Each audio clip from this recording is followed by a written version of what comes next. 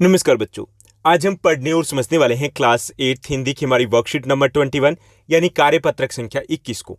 ये हमारी 29 सितंबर 2021 की वर्कशीट रहेगी और आज की इस वर्कशीट में हम अपनी खटारा बस की यात्रा को जारी रखेंगे। इस पाठ में अब तक हम पढ़ चुके हैं कि लेखक अपने कुछ मित्रों के साथ घूमने के लिए जाते हैं और वहां से अचानक उनकी वापसी का प्रोग्राम बन जाता है। कैसे बनता है?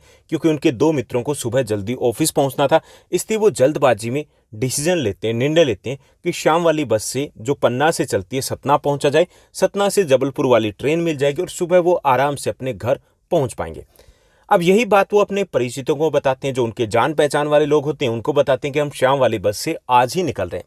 अब उनके परिचित है, उनको कहते हैं कि भाई समझदार लोग हैं, वो शाम वाली बस से नहीं जाया करते। अब लेखक को ये माजरा बिल्कुल समझ में नहीं आता कि शाम वाली बस क्यों, भाई डाकिन थोड़ी है, यानी उनको कुछ समझ में नहीं आता। लेकिन जब वो बस को देखते हैं तो सारा माजरा, सारा सीन अच्छे से समझ में आ जाता है कि वो ऐसा क्यों कह रहे थे। क्योंकि बस खटारा थी, बिल्कुल खटारा बस थी, जिसको देख करके लग ही नहीं रहा था कि वो चलती भी है। अब वो आगा पीछे करने लगे थे कि चला जाए ना चला जाए, क्योंकि विकल्प नहीं थे, ऑप्शन नहीं थे।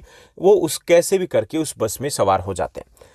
अब जो उनको छोड़ने के लिए आए थे वो उनको ऐसे देख रहे थे जैसे उनकी ये अंतिम यात्रा हो, क्योंकि बस के हालात देख करके कुछ कहा नहीं जा सकता था कि ये पहुंचाएगी या फिर नहीं पहुंचाएगी। लेकिन क्योंकि विकल्प नहीं था तो वो तैयारी करते हैं कि चलो इसी बस से चला जाए। बस स्टार्ट हो जाती है। ये भी एक हैरानी वाली बात होती है, यानी कि यहाँ पर कटाक्ष किया जा रहा है कि हैरानी वाली बात है कि बस स्टार्ट हो गई। जो बहुत वयोवृद्ध यानी कि बूढ़ी बस है, खटारा बस है, वो स्टार्ट हो जाती है। लेकिन स्टार्ट होने के बाद भी सब कुछ उतना सामान्य नहीं रहता, क्योंकि बस में से हॉर्न के अलावा सब कुछ बढ़ रहा था। बहुत ज़्यादा शोर आ रहा था। कभी यात्री थे वो सीट के ऊपर, तो कभी सीट यात्रियों के ऊपर थी।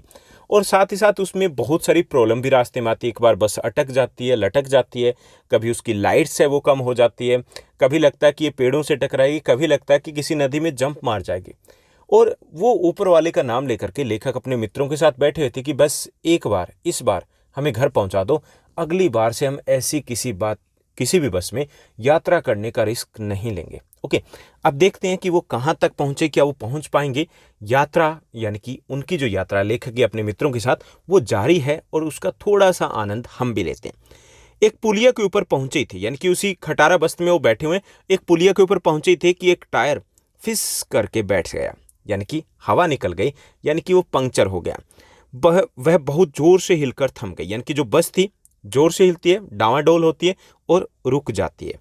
अगर स्पीड में होती तो उछलकर नाल में गिर जाती। अब अच्छी बात है, क्योंकि वैसे तो वो 20 से 30 किलोमीटर प्रति घंटे की रफ्तार से चल रही थी। इस बात से चिढ़ थी लेखक को कि बड़ी धीमी गति से चल रही है। लेकिन अच्छी बात ये हुई कि टायर फिस हुआ तो वो भी धीमी गति से थी। अगर वो तेज गति से होती तो उछल करके किसी नदी नाले में गिर सकती थी। मैंने यानी कि लेखक ने उस कंपनी के हिस्सेदार की तरफ पहली बार श्रद्धा भाव से देखा। यानी कि यहाँ पर कटाक्ष किया जा रहा है, व्यंग किया जा रहा है कि उसके तरफ उन्होंने देखा श्रद्धा भाव से कि वह टायरों की हालत जानते हैं, फिर भी अब जान हथेली पर लेकर इसी बस से सफर करें। कि उन्हें तो, क्योंकि वो उस बस के हिस्सेदार है, उन्हें तो पता ना अच्छे से कि ये खटारा बस है, टायरों के हालात भी ठीक नहीं है, फिर भी वो उस बस में सफर करते हैं। कुछ एक्सीडेंट वगैरह हो जाए तो क्या होगा, लेकिन रिस्क लेते हैं। तो इसलिए लेखक वहां पे कटाक्ष करते हैं कि मैंने उनकी तरफ श्रद्धा भाव से देखा कि वो किस तरीके से अपनी जान है वो हथेली पर लिए हुए घूम रहे। उत्सर्ग का मतलब होता है त्याग की ऐसी भावना दुर्लभ थी। किस प्रकार का त्याग? कि वो उसे अपनी जिंदगी का ही त्याग करने को तैयार बैठा था हिस्सेदार, यानी उसे अपने प्राण प्रिय नहीं थे, अपनी जो लाइफ थी वो भी उसे अच्छी नहीं लग रही थी, तभी तो इतना बड़ा वो रिस्क ले रहा था। सोचा इस आदमी के साहस और बलिदान भावना का सही उपयोग नहीं हो रहा है। और लेखक फिर से कटाक्ष करते हुए कहते हैं कि जो हिस्सेदार है उसके साहस और बलिदान की जो उसमें भावना है उसका सही से उपयोग नहीं हो रहा है। इसे तो किसी क्रांतिकारी आंदोलन का नेता होना चाहिए, क्योंकि जब बंदे को अपनी जान की परवाह नहीं है तो ऐसे व्यक्तियों को तो क्रांतिकारी होना चाहिए ना। आगे इनकलाब जिंदाबाद या कहीं पर भी कोई क्रांति हो रही तो वहां पर जाकर के लीड करे, आगे खड़े हो जाए, क्योंकि यहाँ पर भी उतना ही रिस्क है जितना कि किसी क्रांति में होता है जब किसी भी सरकार के खिलाफ आंदोलन किए जाते हैं। इसे तो किसी क्रांतिकारी आंदोलन का नेता होना चाहिए। अगर बस नाले में गिर पड़ती, हम सब मर जाते, तो देवता बाहें फसारे उसका इंतजार करते। यहाँ पर फिर से एक बार व्यंग किया जा रहा है, कटाक्ष किया जा रहा है कि अगर कुछ हो जाता सबको, बस नाले में गिर जाती, तो देवता है वो सबसे पहले उसी का वेलकम करते कि आओ, क्योंकि इतना महान आदमी है जो अपनी जान की भी परवाह नहीं करता है, जिसने एक टायर के लिए अपनी जान दे दी, अपने प्राण दे दिए। ओके, मर गया लेकिन उसने टायर नहीं बदला। यानी ऐसा कटाक्ष किया जा रहा है कि वो बंदा मतलब बिल्कुल ढीठ है, हिस्सेदार, मतलब टायर नहीं चेंज करा है। चलो ठीक है, दूसरों की लाइफ की बिल्कुल भी उनके जीवन की परवाह नहीं है, खुद के बारे में तो सोचे ना। लेकिन फिर भी वो वहां पर अपना जीवन, अपनी जान जोखिम में डाल करके उस बस से सफर करता है। अब कैसे भी करके चलो ठीक है, जो टायर पंक्चर होना था वो तो हो गया। अब दूसरा घिसा टायर लगाकर बस फिर चल पड़ी। यानी कि दूसरा टायर लगाया जाता है, वो भी घिसा हुआ था, लेकिन फिर से एक बार बस चल पड़ती है। अब हमने वक्त पर पन्ना पहुंचने की उम्मीद छोड़ दी थी। यानी कि वक्त पर जो पहुंचने की उम्मीद थी वो तो छोड़ चुके थे कि बस तो नहीं पहुंचेगी, 20 से 30 किलोमीटर की रफ्तार से चल रही है और वो भी लटक लटक के चल रही है, कभी किसी कारण से रुक रही है, कभी किसी कारण से रुक रही है। पन्ना कभी भी पहुंचने की उम्मीद छोड़ दी थी।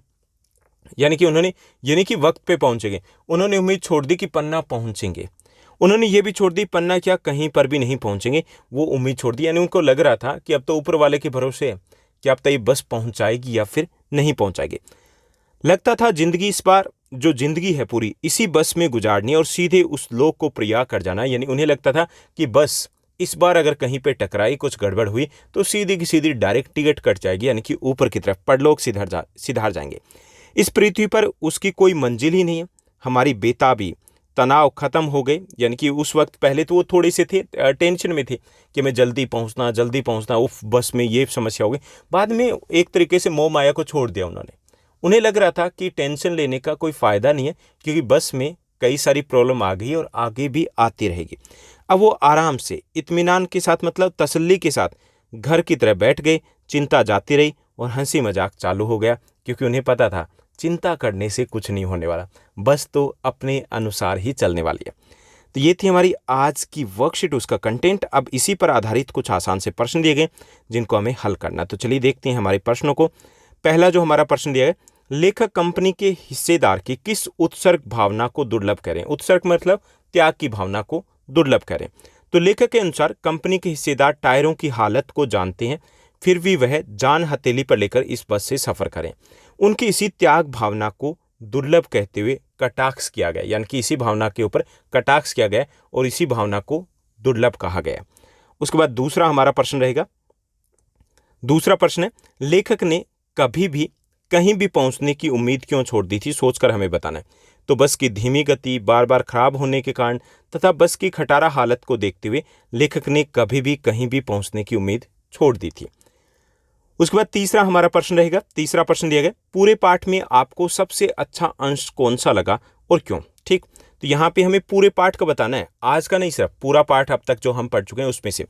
तो मुझे पूरे पाठ में मुझे सबसे अच्छा अंश वह लगा जब लेखक और उनके मित्रों को छोड़ने आए उनके परिचित उनको ऐसे देख रहे थे जैसे यह उनकी अंतिम यात्रा हो। बहुत ज़्यादा एक तरीके से कह सकते हैं कि एक बड़ा कटाक्ष वहाँ पर किया गया था, क्योंकि यहाँ पर बहुत ही सुंदर तरीके से बस की खटारा हालत पर कटाक्ष किया गया था कि बस इतनी ज़्यादा खटारा है कि गारंटी वारंटी नहीं है कि ये कहीं पर पहुँचा देगी। उसके बाद चौथा हमारा प्रश्न रहेगा। चौथा प्रश्न दिया गया, यदि आप लेखक के साथ उस बस में यात्रा कर रहे होते तो आपका अनुभव क्या होता, कल्पना करके अपने अनुभव को हमें लिखना है। तो उस खटारा बस में मेरा भी खटारा ही अनुभव होता, जैसा कि लेखक का खटारा अनुभव है।